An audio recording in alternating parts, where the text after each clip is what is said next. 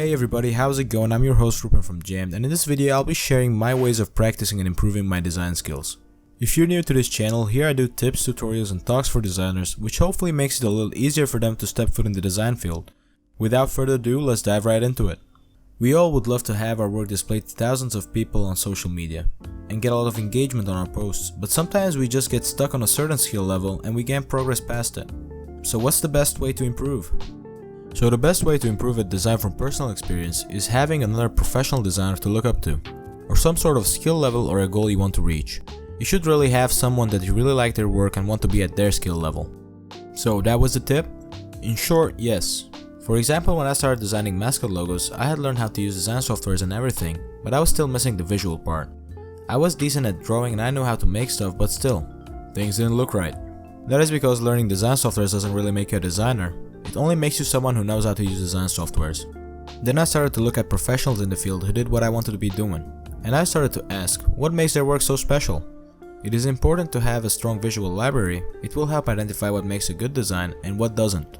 The person I looked up to for designing mascot logos was Days Designs. Check out his page on Instagram. He's got really clean stuff.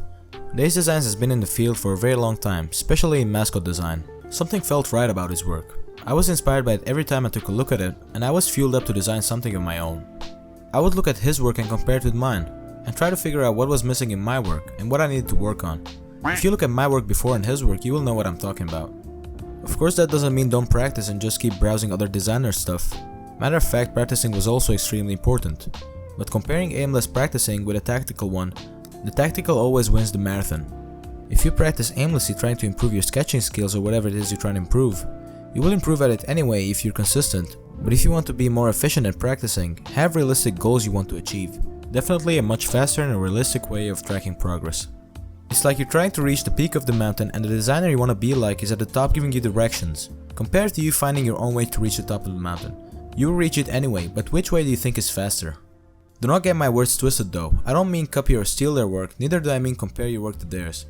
Everyone has their own unique style of design and your work shouldn't be compared. But design fundamentals still apply to all design work. If you could extract these from other designers and use it for yourself, that is a huge boost for your career.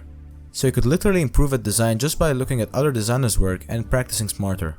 It's just like cracking a code. So this was my shortcut for improving at design.